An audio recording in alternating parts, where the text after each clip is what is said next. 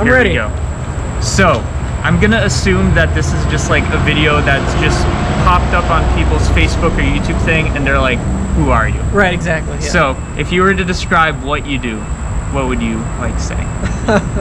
Right now, I'm best known for walking across the country. Yeah, it'd be weird if you're like, yeah, and also on the side I do this. That's just the thing. Yeah, and, that's who I am. And that's you've gone like 7,400 miles or something. Just shy. I think today we're at like 7,375. So I'm like complaining about all this like train nonsense, and you're like, I've spent 14 months to get exactly where we are. That's right, so far. Yeah, so like, here's the thing.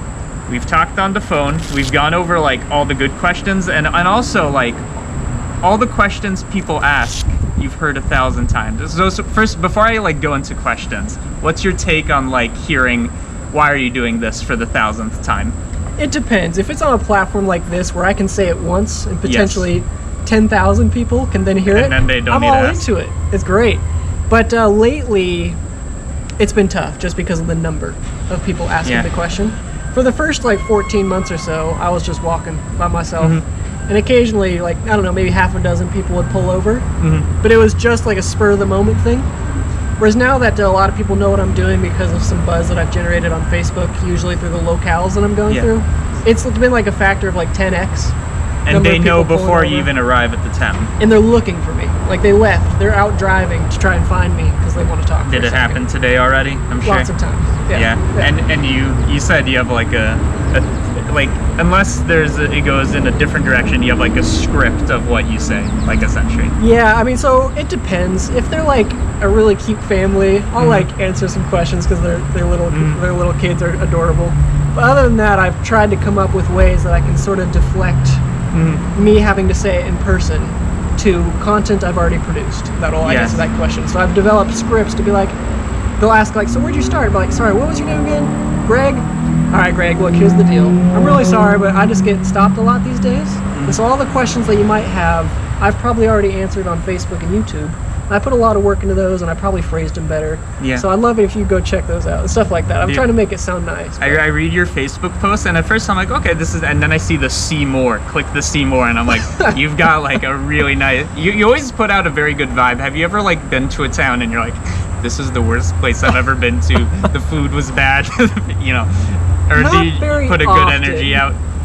There's occasionally where I'll wind up in a place and it just gives me like almost like an anxiousness. Yeah. It's just like dirty and people are like, I don't know, there's a lot of chaos going on. And do you like sometimes avoid places because you're told it has a certain reputation or something like that?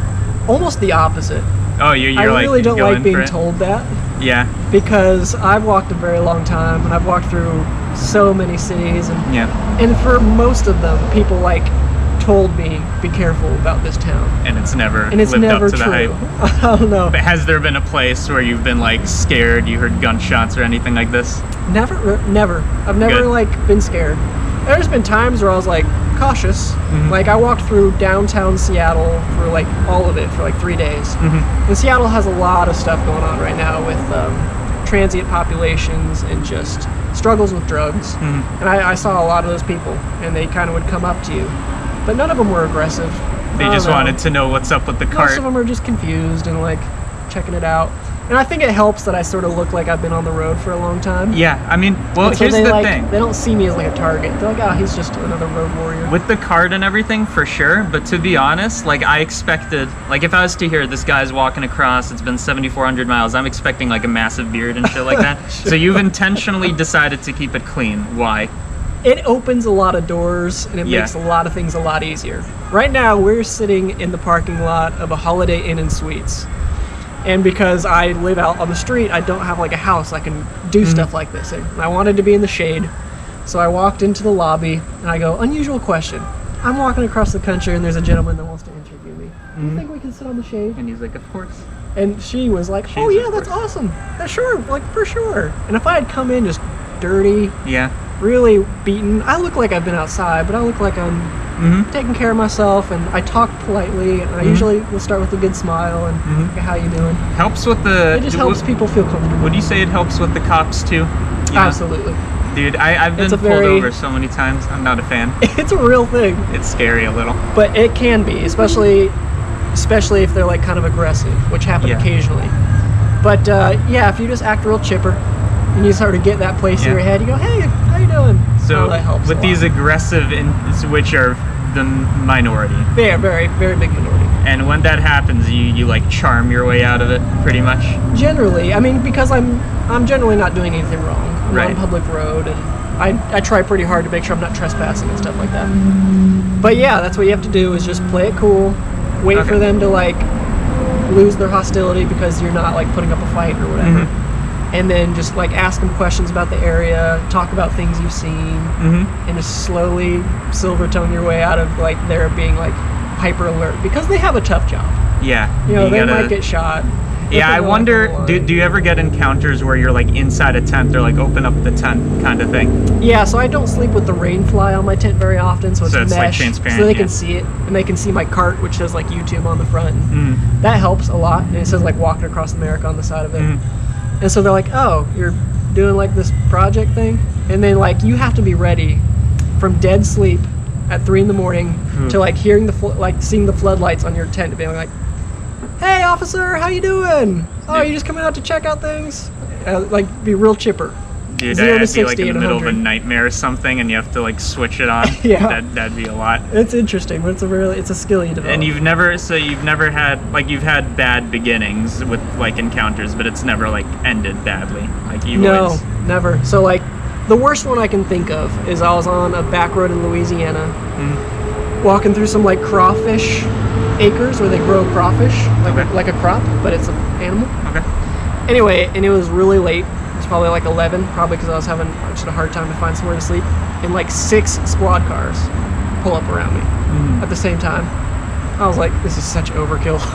Like, I get it, but anyway, one of them jumps out and he's like, "Sir, did you know that all property in Louisiana is posted regardless of whether or not there's a sign indicating such?" And I go, "I don't know what that means, but this is a public road, right?" He goes, "Well, yeah, but if you were to go over there," I was like, "But I But you didn't." didn't, yeah. Anyway, that was what I was thinking. What I was saying was a little bit more It was formal and Charming. Yeah.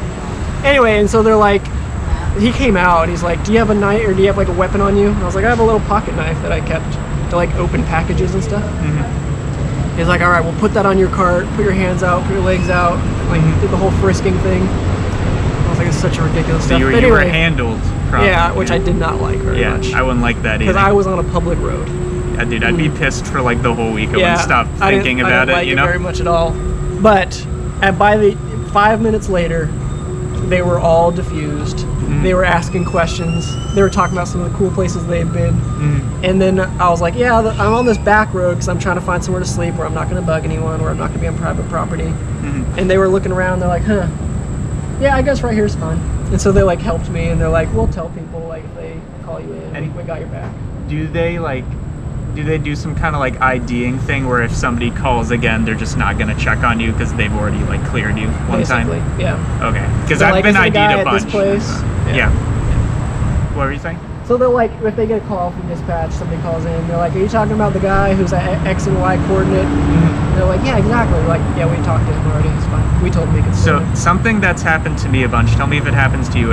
When I'm walking, no issue usually. When I'm sitting taking a break, people will call to be like, "This guy's stranded," or I don't know what their like story is. Sure. And that's when people always like, I always get pulled over on. It's always during the breaks. Have you experienced that too? A little bit, but not too much. Usually Okay. they pull over right in mid-stride. I'm rolling, and they. I wonder what What's they going on? expect. You know, it's like bomb in the car. Like I don't know what they expect. You know. But with all the signage, and I've got all these like pins and stickers from various Right. police departments, so they'll check that out and they'll be like, "Oh, I don't know." Like it diffuses them pretty fast. Did you start with all the like branding on the thing, or was it just a normal like cart to begin No, it with? was just a cart, but I had, so this was the real impetus for it, is I was walking down the road, I'd left like, it was day 2 or something, and all these people were doing like the rubberneck, and they're just like, "What is that guy doing?" I was like, "I need to put up some signs." Yeah. Like, there's Dude, not a baby in here, there's nothing like that. when you wear sunglasses, you can see direct. You always walk against traffic, so you have these sunglasses, and you can always like see into the driver's seat, and Yeah. everybody's always looking, like Yeah. literally every single person. All the time. It was just like, what is that? You ever get like waves, or probably they don't have enough time to process it to be like. I get some waves because I will like wave to most of them. Mhm. Early on, I was pretty like diligent about that. I always just like go like this.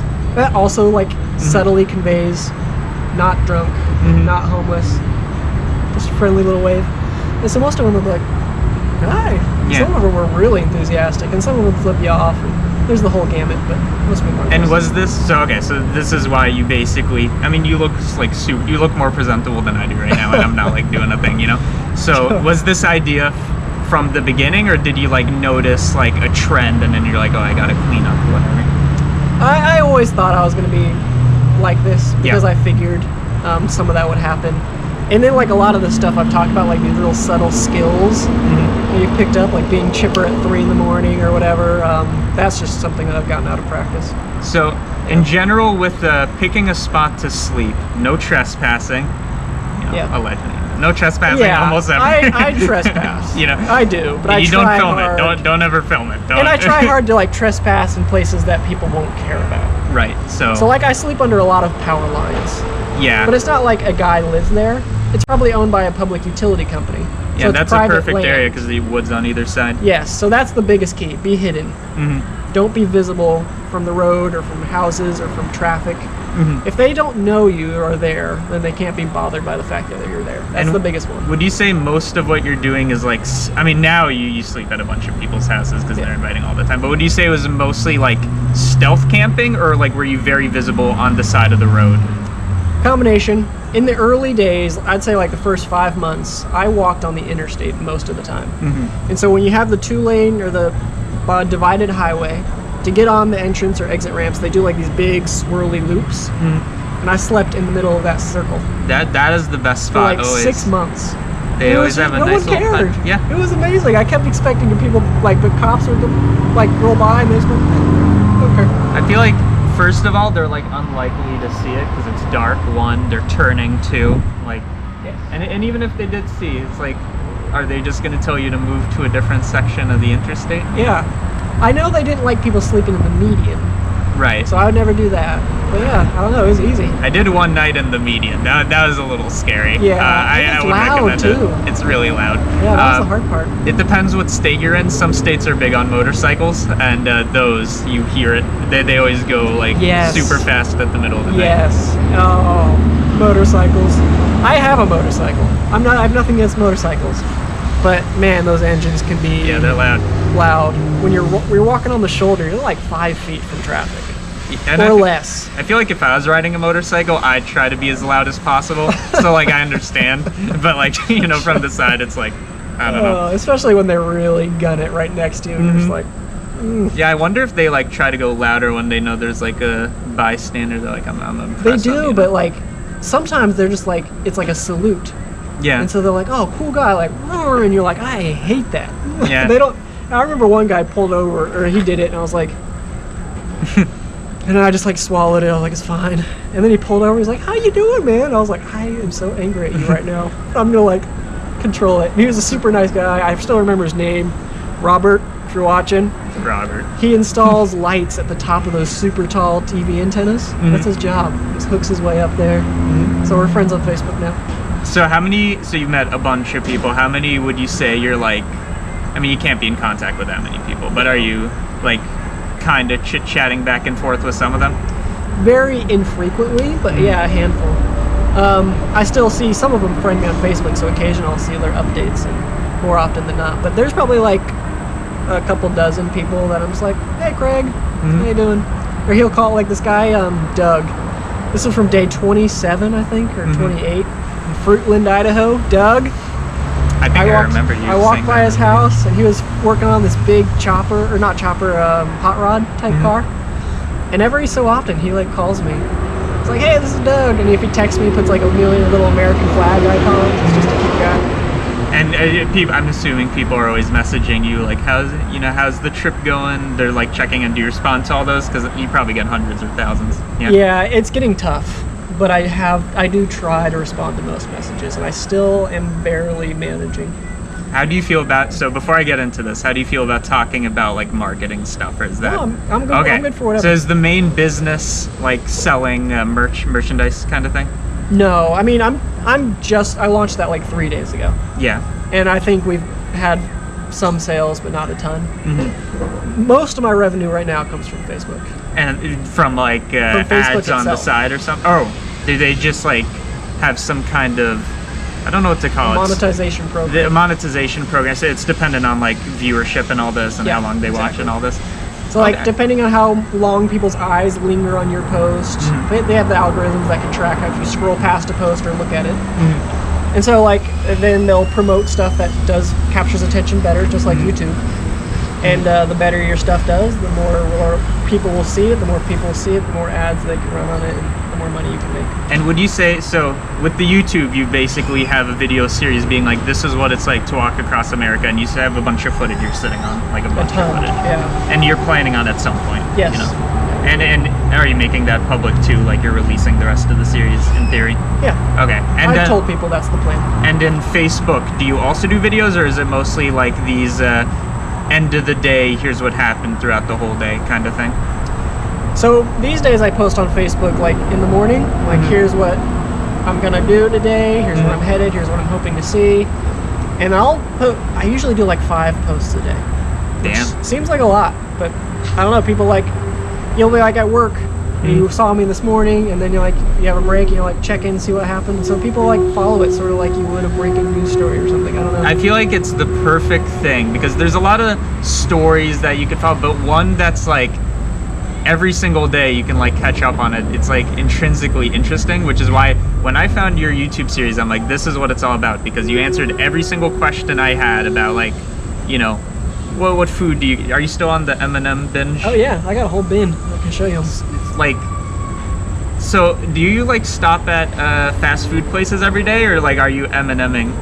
No, so it depends. Like in the West, I would walk for up to 5 days without seeing a house. Mm-hmm. And that happened in Wyoming, but 2 to 3 days, 4 days wasn't uncommon. And so at that point, you can only eat what you're carrying with you, which is a lot of dry goods. Peanut M&Ms are good, Twinkies are good, beef jerky is good, granola bar, stuff like that. So then I'm just M&Ming it up and that kind of stuff.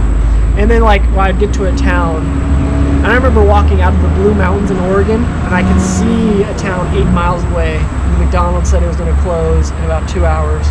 So I ran because I hadn't eaten like something warm. Yeah. Dude, McDonald's is it's the safe haven. It really is, dude. They're the unofficial sponsor of this trip because they fed me half of my calories at least. So you already gave me this tip and I've used it. McDonald's app is insane. There's always free food. It's like You can either get free or $1, like either one. Exactly. And you can get fries Yeah. and like 1 or 2 sandwiches for less than $5. yeah, and it's all. What else does it? It's an air-conditioned place if that's relevant when it's hot. It's got the Wi-Fi, the bathrooms. It like literally is the safe haven. It has everything you would need. And I try pretty hard not to look like I'm like camping in. Mm-hmm. But yeah, I'll just try to surreptitiously eat my food while I've got my battery plugged in the wall if it's been like cloudy for a few days and I haven't been getting solar power. Or yeah, you go to the bathroom. Oh, it's so you got air-conditioned. is it like a Jackery station, one of those? Yeah. So do you get, on some days, do you get enough solar power that it literally refills it to 100, like it does what it needs to do? Generally, I'll get more solar energy from the sun than I'll consume in a day. So And- it'll top out. And do you feel like if you didn't have so I'm curious, because what my plan is, I'm gonna have a bunch of these, like, I don't know if Little it's on me. battery packs? Yeah, little battery packs, like 5 of them, each one of them's 4 phone charges. Do you feel like that's enough, or do you feel like it would be an issue in some states? In some states, if you followed my route, Yeah. it might be. But and if you wanted to, you could have made a route that weaves through more towns, but it would have been more like lengthy or something. It depends on the state. The whole Wyoming, Nebraska, Kansas corridor is pretty desolate in some places. Like Okay. it'd be hard to find any route that, because I do try to maximize how many towns I can see. Because one, I find them interesting, and 2, they're the source of water and foods and stuff. So I did try, but there are some desolate stretches out there. But it depends on like what your energy consumption looks like. Mine's pretty heavy. Because you're also using laptops and stuff like that. Yeah, and a drone and a DSLR camera, a couple GoPros, my phone, my watch, my headphones. So I do a lot. The important question. So is it mainly audiobooks that you're like Almost like listening? exclusively. You're not like a music guy. You're like Occasionally I'll pop on some tunes when you just need to like roll along for a while, but I'd say like 90% audiobooks. And are you at this like state where you're always like in an observational mode, or are you sometimes like, I'm not feeling it, I need to pop an audiobook to numb the feeling, you know? Most of the time I really enjoy just like taking it in, but like your brain can simultaneously be like pretty clouds and be listening to an audiobook. Right. But I'll admit, sometimes if it's a really good audiobook, I've just been like zoned out like where I'm walking for like a couple hours. You got any good ones? You do any series or anything like that? I just finished a series that I really like. It's called Red Rising by Pierce Brown. Haven't heard of it, but yeah. I've listened to it. I listened to it in Montana, and then I listened to it again just a couple days ago. The whole trilogy. So I really liked it. But there's a bunch of really good books I like. Like there's a Civil War epic called The Battle Cry of Freedom. It's huge books. Each one's like 20 hours long. There's 2 parts, so it's good. And you told me Gone like with the Wind was good. you told me your biggest investment in some sense on the trip was like getting a new pair of bows when yours like whatever. Yeah, happens. I live real cheap. Yeah. So I mean, for me, buying a new pair of bows was like a splurge. I mean, yeah. But it mine really is. broke. One of the ear cups like started crackling really loud, and so I couldn't use them anymore.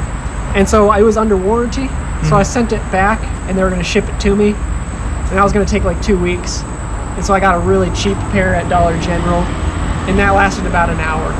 And I was Yeah. like, nope, I need a new pair. So I found the nearest Best Buy, and I hoofed it 10 miles out of the way to go get them. And beyond like the Best Buy purchase, do you ever ship stuff to you? Is that like a thing that works, like Amazon lockers or something like that? Rarely, but I have. Right. Usually if I try to ship it to me, I find people I know along the way. Mm-hmm. So the tripod we're using right now, I shipped to a friend's house that I knew in Florida. And then I walked to his house and it was there waiting for me. Beautiful. I've walked to my sister's house in Oregon, and I had a new cart waiting for me there and some new tires. My brother flew out to walk with me in Louisiana, and he brought a new tire with him because I needed a new tire. Stuff like that. What is your policy on people walking with you? Because I'm sure people ask like always. It depends. If we're like friends and I've known you since I was 15 and like you knew me before I was doing this, it's interesting and it's fun. You can probably do it. And when it's a stranger, is it just these days it's kind of no.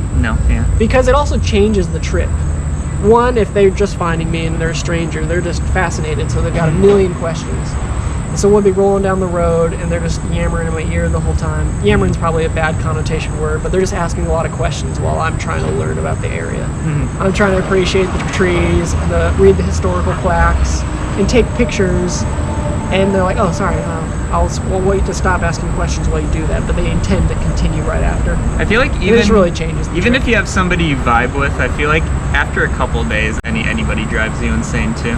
Yeah, I don't know. And so yeah, it's just then you like have different bathroom schedules, like simple stuff like that. You get tired at different times. Yeah, it's not my favorite. And with the getting tired, are you pretty? I think you said you're pretty much sunrise to sunset walking. Yeah. When you take your breaks, are they ever like nap breaks, or are they literally just sitting and like working on Facebook posts and stuff like this? It's just sitting. I think people are just built differently, but my body's never been one that could nap. If the sun's like out, I can't sleep. And in terms of like, so now you're doing, I mean, now you're in some sense, you're like slowed down by the amount of opportunities you have, which is a good thing. And it also slows you down in terms of like getting there before winter and all this. Right. But in general, you're doing like 20 something miles a day. That's like, so even I have a spreadsheet where I've calculated every day and it has like averages. That's about the average. And that's including the last month of like a bunch of 10 to 12 mile days. So I was popping out like 30. You said you did like a 24. I want to know about the 24-hour challenge. Yeah. Have you done more challenges than that, or was that the big one? That's the only one I was really like, I'm going to try to go for this. Yeah. Yeah. So I tried to walk from midnight to midnight. That's insane. It was tough. Or were there a lot of cars at night or not really? Like none at all? No, like very, very few. Yeah. I left the Charleston, South Carolina area, and I was kind of surprised at how few cars there were, but I guess it's 3 in the morning. Do you do like reflectors on your car, or you're just like, I can see the car coming towards me? And it's I do fine? have reflector tape on the front of my car, and I have a high-vis vest as well. And Do you I have, always like, wear a that? light- My mom's telling me wear Never. this vest always. I never wear it. Yeah, I feel like I wouldn't. I've thrown it on like 3 or 4 times.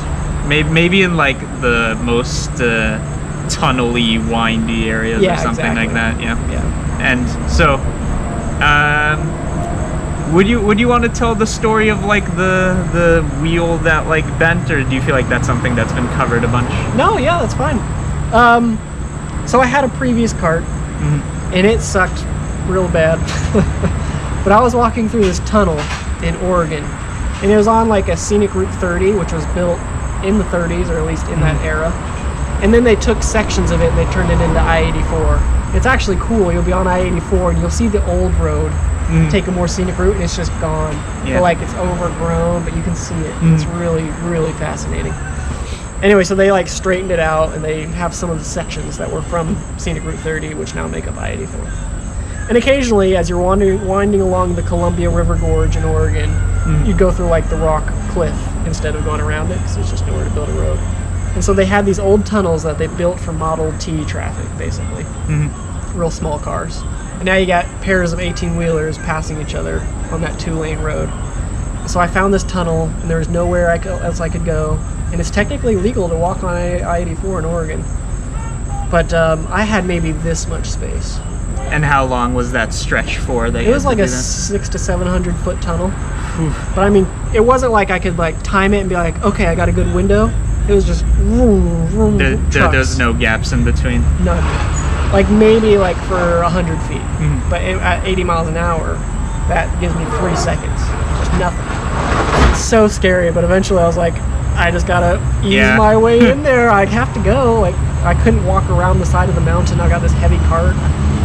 Scariest thing, bar none, I've ever done in my life was that tunnel. The trucks were like this close. Do you feel like there's an alternate reality where you didn't make it out of that tunnel? Easy. Yeah. I was so scared. Yeah, I don't pray much anymore, but I was tossing up some prayers for sure. Yeah, I need this one. Yeah, I was like, please help. Anyway, so it was weird. So there's like this much asphalt I could use before the stripe of the lane. And then there was like a space to the side before the wall of the tunnel, but there was a concrete path-ish. But it was at like a solid 30 to 45 degrees angle. So I couldn't get my cart up there. It's just too heavy. And there wasn't quite enough space anyway. But after I got nearly taken out by like 5 trucks, I tried. There was a very, very short gap, and so I just like frantically got up onto this little side thing, and I tried to like muscle it as hard as I could and ride this 30 to 45 degree angle. It didn't work. Cart fell off immediately and smashed one of the tires like in half. And then Completely how did you tacoed it. get out of the thing? So I had to lift, so I got back on the asphalt, even though there's trucks right there. And I lifted it from one side, so I'm using one tire, and then the front, there was like this little tire, and it kept getting caught in the sand and like debris, and I just like ran down. Oh, so scary. Do you like ever get Scared like, me to death. do you ever get like cart spills where like everything kind of spills out front, or is it not like that? Out front, no, but it's fallen over like 4 times. Dude, And various, it sucked so bad. So I was in Louisiana, Lafayette, I don't know. Everywhere has very specific ways they pronounce things. And I think it was Lafayette. And it was crazy, crazy windy. Like heck a hurricane moving in or something. And so I had my cart like pushed up against a brick wall like that, forward, so it wouldn't move forward. And I was talking to the lady at the window, and I was getting a hotel room because I was soaked. I had been for like 3 days, and I was in the middle of it. Lafayette is not like the best place to just like throw up a tent, maybe. And so I found the cheapest hotel, and this huge gust of wind took my cart, blew it off the curb, and blew it off sideways. My camera was sitting on top of it. Really sucked. Did any like, I mean, I guess your solar panel Everything didn't just like break, but everything just like blew out. It was horrible. And you're like miserable, and you look over and you hear the bang, and you're just like, you know, like embarrassed. yeah. So all your stuff is just everywhere. Your peanut M&Ms are all over the road.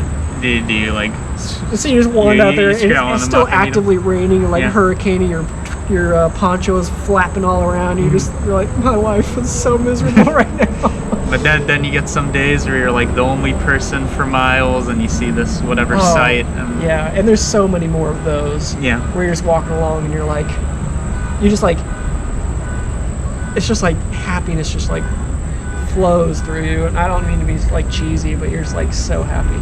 Tell me, I feel like everybody has a different thing. That when I'm alone, I just start like singing to myself, and like, you know, I'm like, nobody's here, I can do whatever. Do you have any vibes like that, or maybe you start like walking like this or something? I like dance a lot. You down dance, the road. yeah. I just like bopping, and I did ballroom dance most of college. Mm-hmm. And so I've got like these figures I'll do and silly stuff. But yeah, I'm just happy.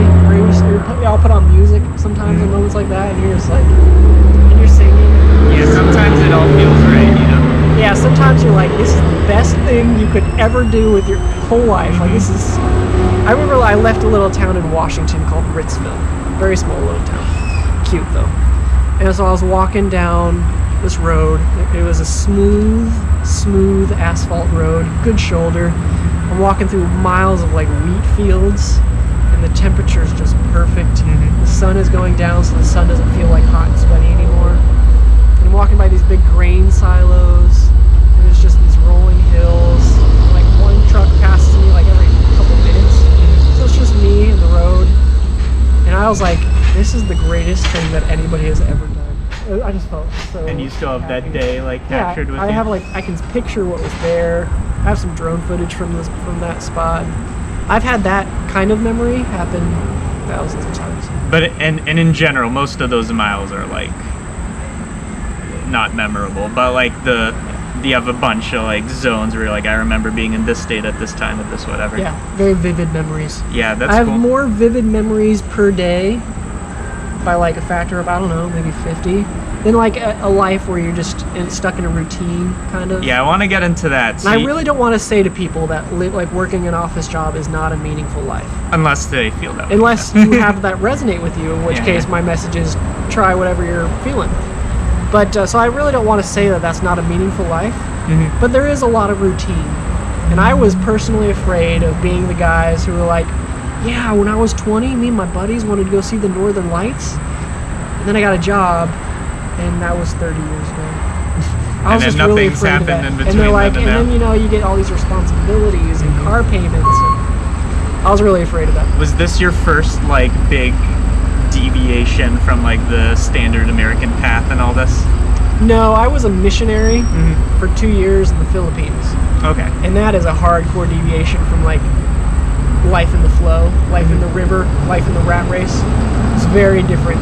Yeah. And I consider those 2 years more transformative for my mindset and outlook on life than I do this walk. And that's saying something.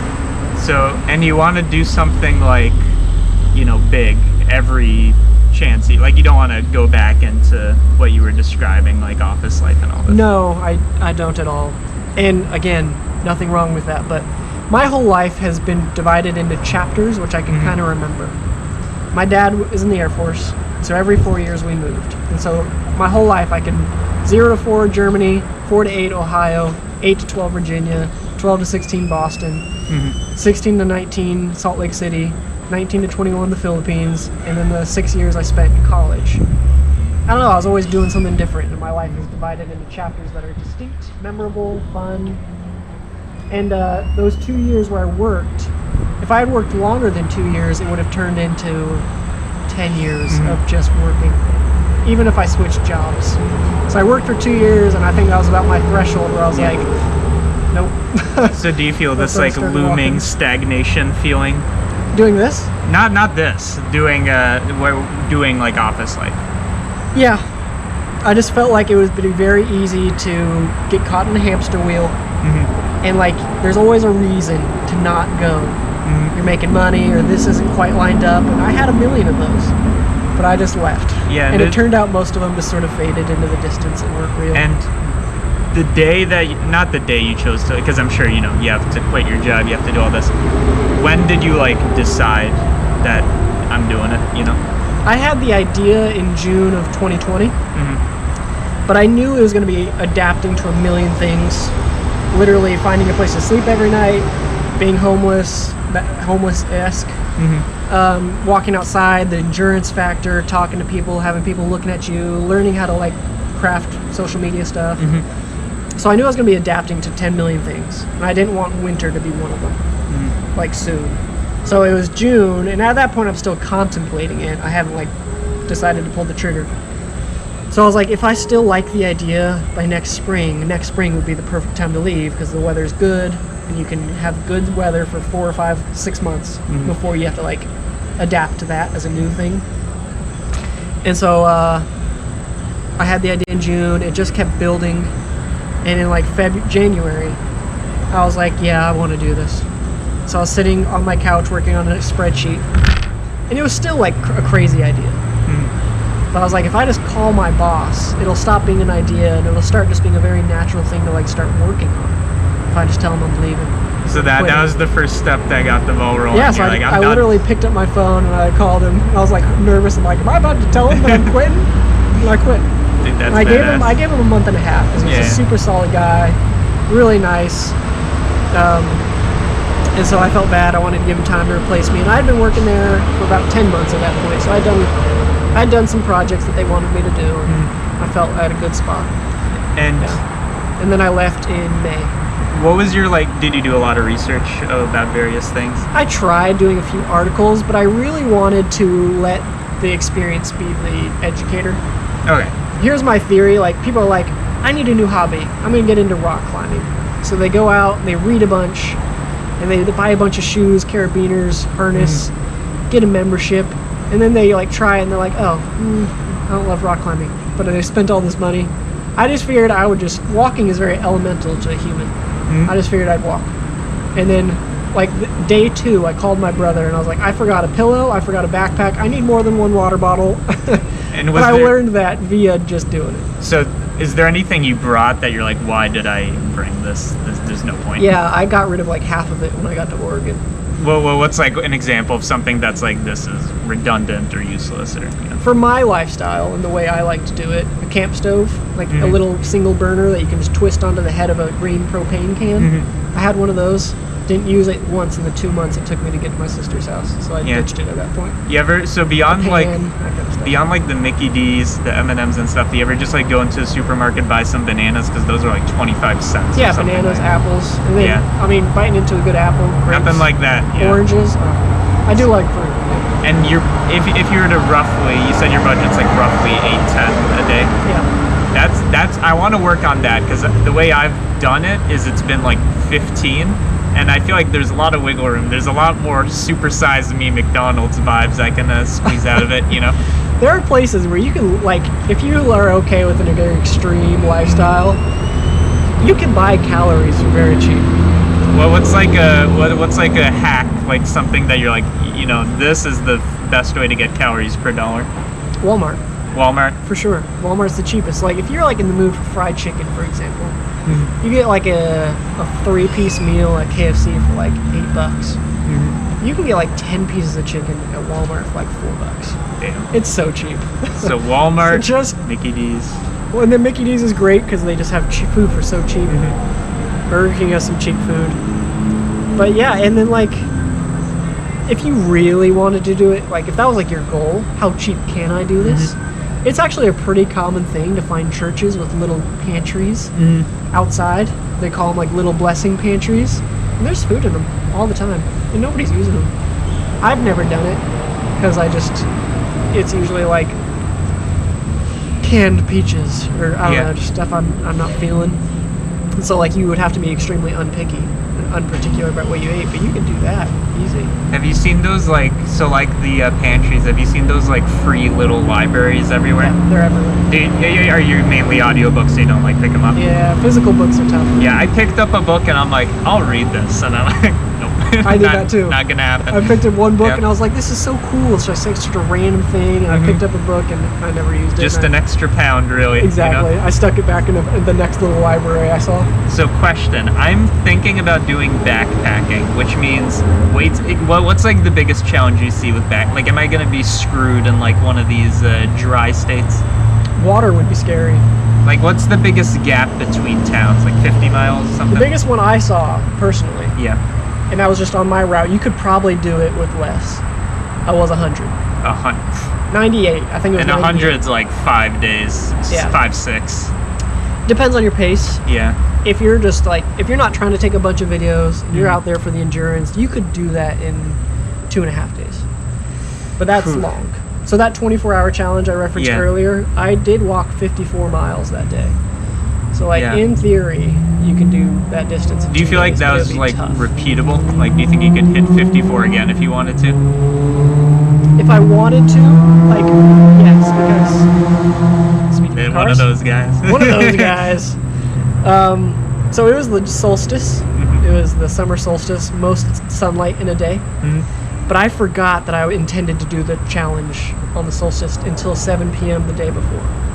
So I had woken up that morning at 8. I'd put, I think, 26 miles in, leaving Charleston. And then it was like 7 p.m. and I was like, oh yeah, I want to do the solstice 24-hour challenge tomorrow. And so starting at 8 a.m. Monday until midnight Tuesday night, Wednesday morning, I walked 79 miles or something without sleeping. Yeah. So if I had actually slept that night and started at midnight, I think I probably could have done like 60, 70. And I was fried at around 40. Did you have like a full day of sleep after that, or did you just kind of operate as normal? No, so I went to a hotel. Yeah. Like my hands were shaking. I was so out of energy, and I was lethargic and just tired and like lightheaded because I hadn't slept in 79 miles. It was just too many. But yeah, so I got a hotel room and I booked it for 2 days. Cheap hotel room, I think it was like $60. And I don't do hotel rooms very often, but I knew I didn't want to set up my tent. I didn't want to have to look for places. Yeah. I started sleeping at like midnight. I slept until 4 p.m. the next day. And did that do it? Did you feel refreshed? I felt pretty good. Okay. But then I went to sleep again at like 10:30 p.m. And it's woke up again at 9. I slept the whole night again after only being awake for 5-6 hours. So before like doing challenges like this, and before you like started averaging 20 something, did you start off at 20 miles a day on day one, or did you like start at 10 or something? Well, I left day one at like 2:30 p.m. But I still think I did like 16 miles or 14 And that's miles. because you're already a walker pretty much. I was already in pretty good shape. Yeah. But the next day I think I did 27. That was a little too much, but then I think I did a bunch of 22s, 21s. Dude, I'm so surprised you don't have issues with blisters or anything like that. I think the whole trip I've had like maybe half a dozen. So you told me your secret is larger shoe size than like... I bumped it up by like 2 full sizes. And I wear 2 pairs of socks. Oh yeah, a ton. 2 pairs of socks I read is, friction happens between them instead of your skin. Yeah, and so I wear, one of them's like a sock liner. It's very thin, and it has individual toes. And I found that to be helpful. They're called Ingenis, and I've worn them every day. And then you wear like a pair of Smart Wool socks over that. I'm trying to copy that. I'm doing 2 layers of socks, or maybe a liner, and also I got like wide shoes because I started noticing have your toes changed? Like, has the shape of your foot changed since the beginning of this? Have you noticed your toes started cramming together or something? Not really, because my toe box is so huge. big. Yeah, I mean, you can see all that extra space. Here it's pretty good. They're pretty snug around the base of the foot. But that toe box, you want just a ton of room. Yeah, okay, so I got wide shoes. Yeah, they can float around in there. But if you wear shoes, I did 1 practice walk before I left. 1. And I crapped out after like 20 miles. But I had tight shoes on, and you could feel them after like 10 miles. You're like, oh, my feet just hurt. And so yeah, that was a lesson I learned for sure. And during breaks, do you do you just like sit, or do you like take off your shoes and let your feet breathe and all this? No, I haven't found that to be necessary.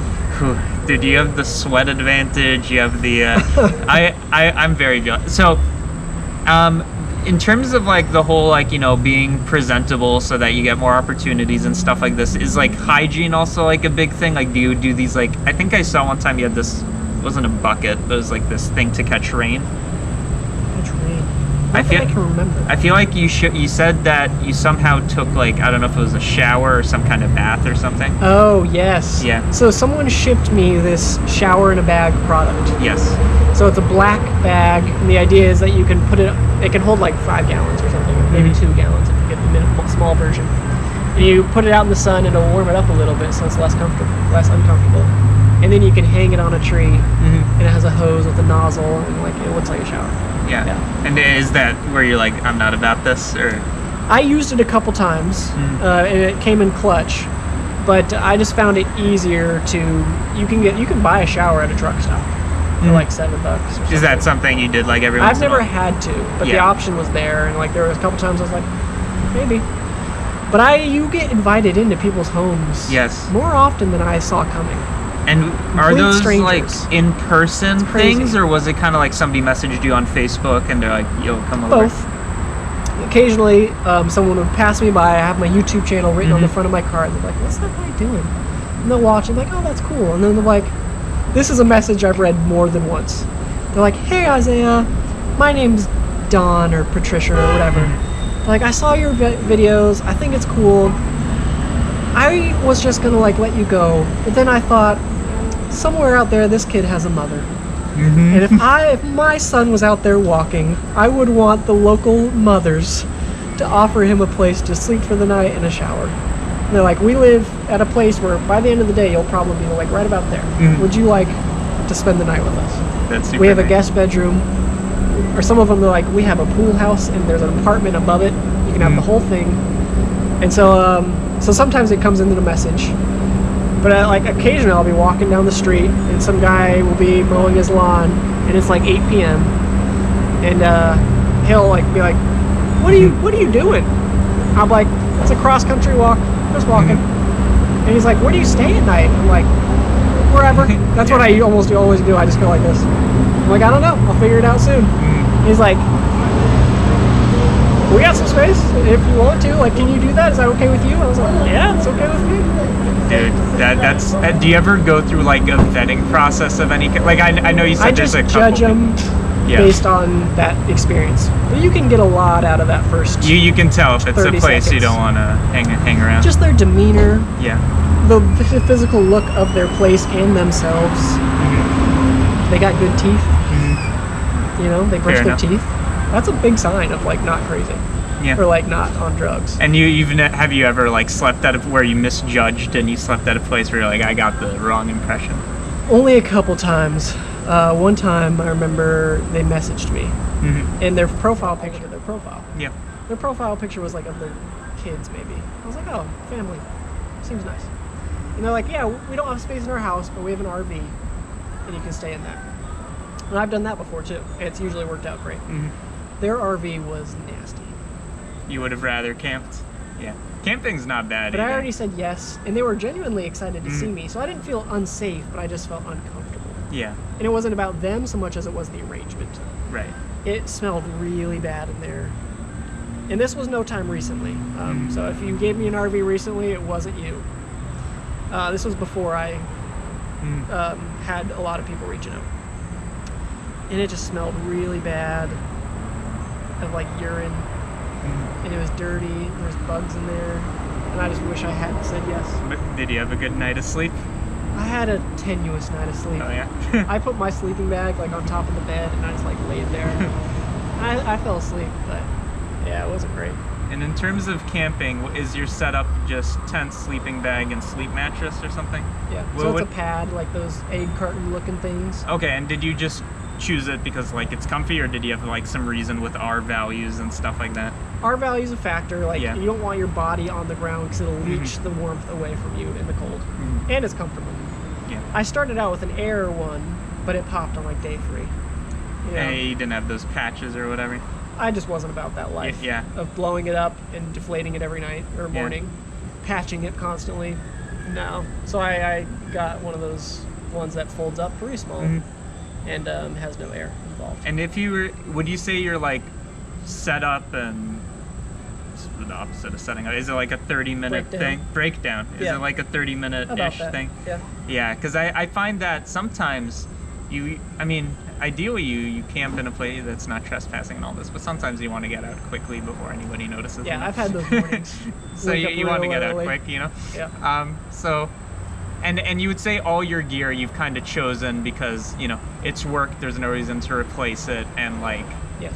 And are you big on like, so for me, I'm big on fail-proofing. I wouldn't bring an air mattress because it could pop. Yes. So that's why I do a neck crank kind of thing too. Has there been any, beyond like the wheel getting, you know, screwed, like has there been any gear that's like failed on you? Not that I can think of. I mean, besides the whole first cart. So it wasn't just the wheel. The front wheel snapped off on day 5, and I limped that thing along for so long.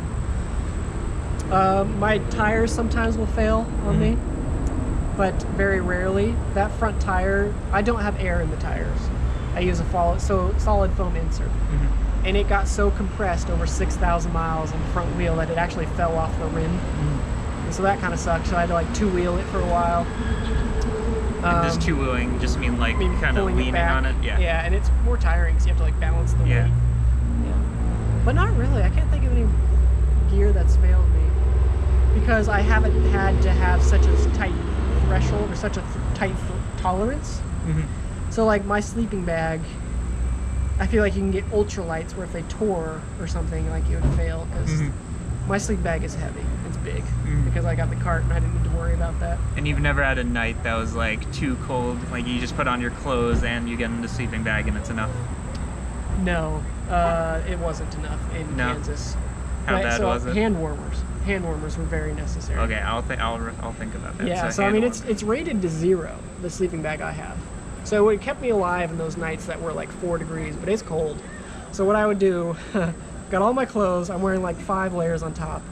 2 shirts, a sweater, a hoodie, and then a jacket. And then someone gave me another jacket in Texas. And I'd take that jacket, I'd stick my legs through it. And so it'd be like pants, like snow pants almost. And then I put hand warmers in my socks. And that was like survivable or comfy? It was survivable. Okay. Did there were hypothermia concern nights? No. It was just chilly. Okay. It wasn't like my feet are frozen, although sometimes they did feel tingly. And because your toe box gets really cold. Where your body is and your heart is, that'll stay pretty warm. Your toe box of your sleeping bag just gets so cold.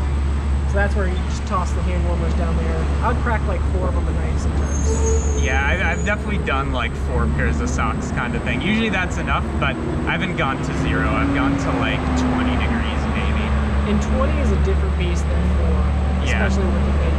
And that was Kansas, you're saying? Kansas and Texas. So is that, I was wondering why your route wasn't directly like east to, or west to east. You dipped to Florida? Yeah. Was that like a weather thing or you just wanted to see that was weather? Yeah. I don't know if you want to, I don't know if you care about that. We can just talk super loud, whatever. Okay. Yeah, you just want to if people are watching this deep into it, they'll listen. Yeah, that's true. That's true. The thing. It's all about viewer retention. When you film and edit these videos, are you concerned about like viewer retention and all this? I'm working on it. My biggest concern is just golly goodness. My biggest concern is just getting content out. I didn't upload once for like 4 months because I was just like, I can't make the videos how I want them. I found out the best way to learn is just to do it. Just get something out. A video that is on the internet is better than a video that is perfectly crafted in your head. But now that I'm getting content out, I do look at the analytics. I'm trying to figure out like pacing. I'm trying to figure out talk fast, don't wait, cut out stuff that's unnecessary. Yeah, so I'm trying to get better at that. Mr. Beast says his viewer retention is something like 70%. Yeah, you gotta like, honestly, like just watching his videos as a masterclass, you'll notice there's always motion. There's never just a tripod shot like this. And it's always exciting. There's always a promise. I hired an FBI guy to and he's like, let's go. And like in the first 30 seconds, they'll have like 12 different shots with like 7 different angles. Yeah, so he's master at it, and I'll get better and better and better. But I do worry about like talking fast instead of just be like on the camera, be like, oh, so pretty out here. I really like this. Yeah. No, you're like, this is awesome. Cut. Show what I'm looking at. Cut. 3 seconds. Stop. Have you looked at the retention graphs? Yeah, and my early videos are like in the teens. Like 15-14% of people are still watching by the end. Where now I'm up to like 30 to 40. So it's always like this sharp, like the first 20 seconds. So that's where half of the people leave. Yeah, you're like, come on, it wasn't that bad. I feel like you try to get a hook in there. Like your type of thing again has this advantage of if somebody's watching, they're really gonna follow along multiple times because it's a narrative. You can't watch only part 7. That doesn't make sense. Like you have to watch the whole thing. So I think that's where you have an advantage. And I think I started looking into Facebook ads because whereas YouTube's a discoverability game, Facebook you could pay to whatever, and that's how a lot of people do it. I was thinking like you want to pump the first episode with so much advertising so that you get everybody to see part 1 and then hopefully they trail and see the rest of it. But yeah, I mean, I guess one thing is, do you feel like are you happy with how the edits were in the beginning, or do you wish you could like redo them in the magic world? I mean, I don't think I'd redo them at this point. Right. I think it'd be cool if this story is like interesting enough that if you were a master storyteller and you're a video person, it could probably be like a really, really, really interesting video. Like if I had like a magic genie that said make the best possible video of this subject material, so it'd be cool if I had that, but I'm not going to worry about going back and re-editing it. Not the daily episodes. I think I'll make like one documentary and it'll try to be like really, really well done. The dude I was telling you about who died, who did the barefoot thing, he had a documentary made on him, and it's just, I think what he did is he used to post clips to Facebook or something, and they gathered these and turned it into this like 2-hour story. Yeah. Of course it was a sad story, but right. that was the vibe. I'm gonna try and make mine a happy story. Dude, you put on like, would you say, so everything I see is like super positive, right? Compared to the reality, is that like close to what it is, or are you like, if something, like one thing that happened, and I talked to you about this, is your wallet was stolen in a train station or something? Bus. And you were like chill about it. That was the reality. It's pretty close. That's dope. I'm a pretty not worried fella. I don't know. I do get demoralized, and I've screamed and like, dang it, like really angry. And I don't have the camera running at that moment. But then you take a second, you go, all right, well, like what can I do about it? What's worth doing? And then you just go, yeah. So like that shot I have of the video that he's mentioning is mere minutes after it was stolen. And so I can't like fake it that hard. And you can see I'm like bummed. Yeah. I'm like, that is so irritating. But whatever. And like that's pretty much like what I felt like. Yeah. I mean, it's nice that it wasn't like this trip ruining thing that you like. No, I feel like if somebody took your phone, you're done, because like you need that GPS. Yeah, and like the ability to contact people. Right. That would have been worse for sure. And like there are times, like so some of the stuff I write on Facebook, I might not be that excited about starting another day, but I am a pretty happy fella, and I do like what I do quite a bit. And so while I'll like have people that really irritated me, and I choose not to talk about that, I do try to make most of the content I put out come from an authentic place, even if it's like something I aspire to be that happy about. So it's all real, but you just pick which segments of real you want to... Yeah, and so like, that's a pretty good way of looking at it. And sometimes it's just like, even if I'm like not in that good of a mood, when I try to sit down and I try to like talk about the story, looking at it from like a third person's view or like reflecting on it, like, and writing about it, like does like make you feel a little better and like turn it into like an introspective experience rather than being just so caught up in the motion of the bad thing that happened. And you also said just like looking back at your videos being like, oh, I remember this happening, it can like reflavor your like vision of how the whole trip has been, Absolutely. Yeah. Okay, I've got 2 final questions. The first one is kind of like a blitz round of stuff that you're asked like over and over, so you don't need to do it. What do your parents think? Now they like it. They're very and in the beginning? At the beginning, it was sort of like coming home and announcing I was going to cut off one of my legs. Yeah. Just why would you do that? Just so out of left field. It made no sense. Are you aware of how dangerous it is? I do know it's a high-risk lifestyle activity. I mean, all the people you hear about who have done it, some of them have died. Yes, and it's and you're on the road. Yeah. Yeah, the car is definitely the biggest risk. It's not people. It's not axe murderers. It's not people with guns. By a factor of 100. No lie. The biggest risk is cars. What is next? So I'm going to Maine. And then at that point, I might turn around and walk home. Dude, that's so hardcore. Because that's going to get you to the 10,000 number, which I'm just excited about. Yeah, because I'll hit Maine, and I think I'll be over 8. Yeah.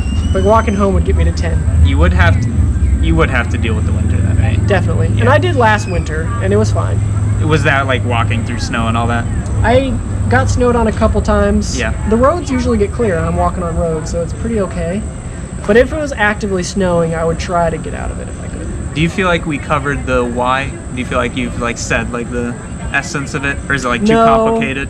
I don't know if we've hit it yet, but I feel like people have probably gotten like a little bit of a taste. But really, the why was just a sense of curiosity. Is probably the best way I can phrase it.